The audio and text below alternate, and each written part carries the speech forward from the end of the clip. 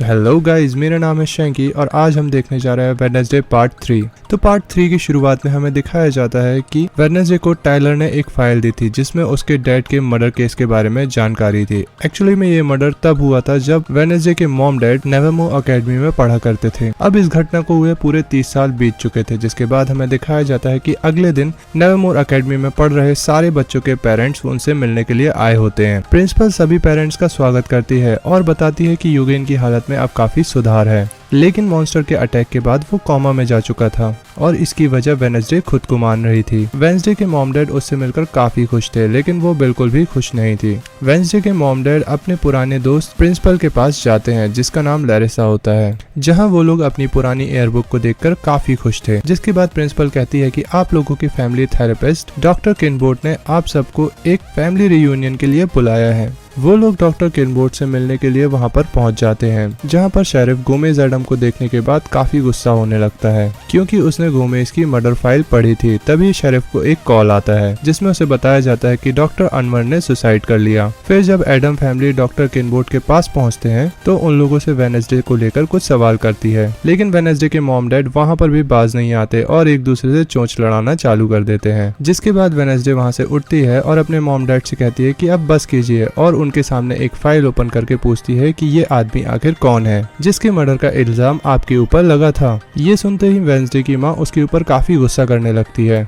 और कुछ भी बताने से साफ तौर पर मना कर देती है, जिस पर वेडनेसडे कहती है कि ये सब मैं खुद ही पता कर लूंगी और फिर वो वहाँ से चली जाती है। इधर शेरिफ को मिस्टर अनवर का सुसाइड नोट मिलता है जिसमें उसने लिखा था कि मैंने गैरेट गेट के मर्डर की गलत रिपोर्ट बनाई और इस गिल्ट के साथ जीने से अच्छा मैंने खुदकुशी कर ली। एकेडमी वापस आने के बाद सभी लोग अपनी अपनी फैमिली के साथ लंच कर रहे होते हैं, जहां पर ईडिथ के फैमिली के लोग उसके वेयरवुल्फ ना बनने के कारण उसके ऊपर काफी ज्यादा गुस्सा थे। तभी वहां पर शेरिफ आते हैं और गोमेज को गैरेट गेट के मर्डर के इल्जाम में उसे गिरफ्तार कर वहां से ले जाते हैं। जिसके बाद थिंग्स और वेडनेसडे गोमेज से मिलने के लिए जेल में जाते हैं, जहां पर उसके डैड उसे बताते हैं कि गैरेट तुम्हारी माँ को पसंद करता था, लेकिन तुम्हारी माँ मुझ जैसे गुड लुकिंग आदमी को छोड़कर उस जैसे बदसूरत इंसान से कैसे प्यार कर सकती थी। लेकिन उसके पिता एक नॉर्मल इंसान थे जिसकी वजह से वो आउटकास्ट से काफी ज्यादा नफरत करते थे, लेकिन फिर भी वो तुम्हारी माँ से एक तरफा प्यार करता था। फिर अचानक एक दिन वो तुम्हारी माँ से मिलने के लिए स्कूल चला आया था।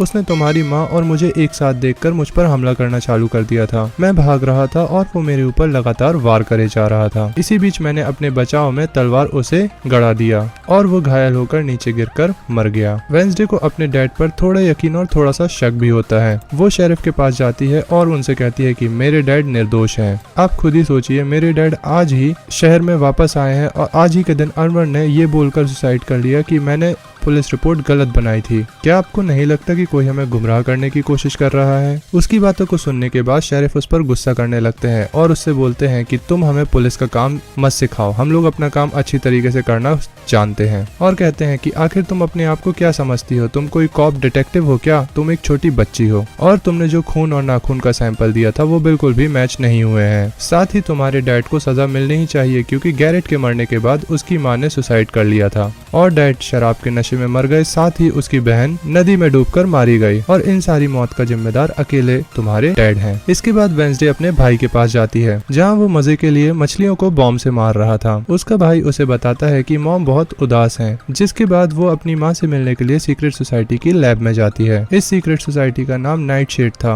वो उसे इस सीक्रेट सोसाइटी के लोगों का असल मकसद बताती है। वो उसे बताती है कि इस नाइटशेड को बनाने वाली तुम्हारी पिता की एक पूर्वज थी जिसका मकसद आउटकास्ट को बचाना था और उसी ने जोसेफ क्रैकस्टोन का अंत अपने नाइटशेड से किया था। वेडनेसडे कहती है कि मुझे पता था कि वो गुडी एडम ही थी क्योंकि उसे अपने डैड के ऊपर शक था। इसलिए वो अपनी माँ से कहती है कि मुझे पता है डैड ने गैरेट को नहीं मारा, मुझे सच्चाई बताइए। जिस पर उसकी माँ बताती है उस रात गैरेट स्कूल के अंदर घुस आया। उसे देखने के बाद ऐसा लग रहा था कि जैसे वो किसी के वश में हो। उसकी आंख जानवरों की तरह हो गई थी और मुंह से झाग निकल रहा था। वो तुम्हारे डैड के ऊपर लगातार हमला कर रहा था। इसी बीच मैं जब उन्हें बचाने गई तो मैंने तलवार उठाकर उसके सामने कर दी और वो घायल होकर नीचे गिरकर मर गया। जिसके बाद तुम्हारे डैड ने मेरा सारा इल्जाम अपने सर पर ले लिया। अगले सीन में हम वेडनेसडे को गैरेट की कब्र की खुदाई करते हुए देखते हैं। वेडनेसडे गैरेट गैरेट की ताबूत को खोलकर उसके अंदर की खुशबू को काफी एंजॉय करती है और उसकी उंगली को काटकर अपने पास रख लेती है। तभी एक पुलिस ऑफिसर उन्हें कब्र की खुदाई करते हुए देख लेती है और उन्हें गिरफ्तार कर जेल में बंद कर देती है।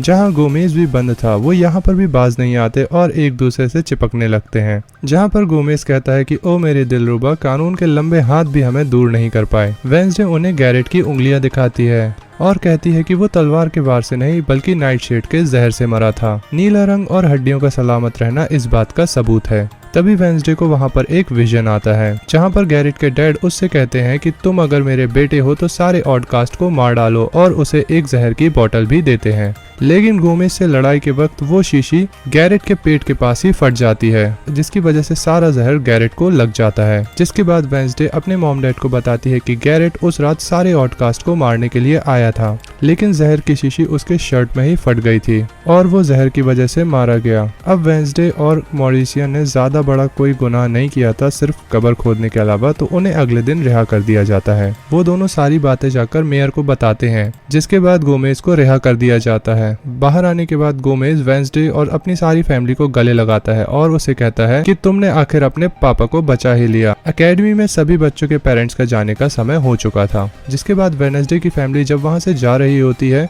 तो उसे गले मिलते हैं और उसकी मॉम उसे एयर बुक अपनी प्रिंसिपल को देने के लिए बोल देती है। बुक में वेडनेसडे प्रिंसिपल को अलग रूप में देखने के बाद समझ जाती है कि प्रिंसिपल रूप बदल सकती है। जिसके बाद वो प्रिंसिपल के रूम में जाती है और उसके पास जाकर कहती है कि उस दिन जो शेरिफ के सामने रेवन बनकर आया था वो कोई और नहीं बल्कि आप ही थी। आप एक बहरूपिया हो। जिस पर प्रिंसिपल कहती है कि ये सब मैंने स्कूल की इज्जत बचाने के लिए किया। तभी बाहर से बच्चों के चिल्लाने की आवाज आती है, जहाँ स्कूल के लॉन पर लिखा था कि आग की बारिश होगी। Wednesday season 1 episode 6। अब हम वेडनेसडे को अपनी पूर्वज गुडी एडम की आत्मा को बुलाते हुए देखते हैं, जिससे कि वो उससे अपनी शक्तियों पर कंट्रोल करना सीख सके। लेकिन तभी इनेथ वहाँ पर आ जाती है और फिर उसके दरवाजे के नीचे की दरार से एक लेटर आता है, जिसमें उसे किसी ने क्रैकस्टोन की गुफा के पास मिलने के लिए बुलाया था। इनेथ और वेडनेसडे दोनों मिलकर वहाँ पर जाते हैं, लेकिन जैसे ही वो अंदर जाती है, जेवियर और नेवरमोर एकेडमी के कुछ बच्चे मिलकर उसे सरप्राइज देते हैं। आज वेडनेसडे का बर्थडे था, इसीलिए वो लोग सब मिलकर उसके लिए केक लेकर आए थे, जिसके बर्थडे के बारे में उन लोगों को थिंग्स ने बताया था। तभी वेडनेसडे को गुफा के किनारे 16 बरसेंगे जब मैं लौटूंगा ऐसा लिखा हुआ दिखाई देता है। वो जैसे ही उसे छूती है, उसे अचानक से एक विजन आता है, जहाँ उसे गुडी एडम दिखाई देती है। वो उसे कहती है कि क्रैकस्टोन वापस आ रहा है और वो उसे एक महल के गेट को दिखाती है। इधर मेयर प्रिंसिपल से मिलने के लिए आता है और अपने बेटे और उसके दोस्तों के लिए उनके बर्ताव की वजह से माफी मांगता है और उसे सजा के तौर पर नेवरमोर एकेडमी में साफ सफाई करने के लिए कहता है। वैसे तो मेयर एक नॉर्मल इंसान ही था, लेकिन नेवरमोर एकेडमी से उसके पास काफी ज्यादा फंडिंग जाती थी, इसलिए वो मेयर प्रिंसिपल की हर एक बात को आसानी से मान लिया करता था। वेडनेसडे यूगिन से मिलने के लिए जाती है, जो मॉन्स्टर के अटैक के बाद अभी भी कोमे में था। वो उसे अपने बर्थडे के बारे में बताती है कि कैसे उसके पेरेंट्स उसके हर एक बर्थडे को स्पेशल बनाया करते थे, जिससे उसे खुशी मिलती थी। इसके बाद वेडनेसडे और थिंग्स जेवियर के पास जाते हैं, जहां वो उसे उस गेट की पेंटिंग दिखाती है जिसे उसने अपने विजन में देखा था। जेवियर ने भी एक वैसा ही गेट अपनी पेंटिंग में बनाया था।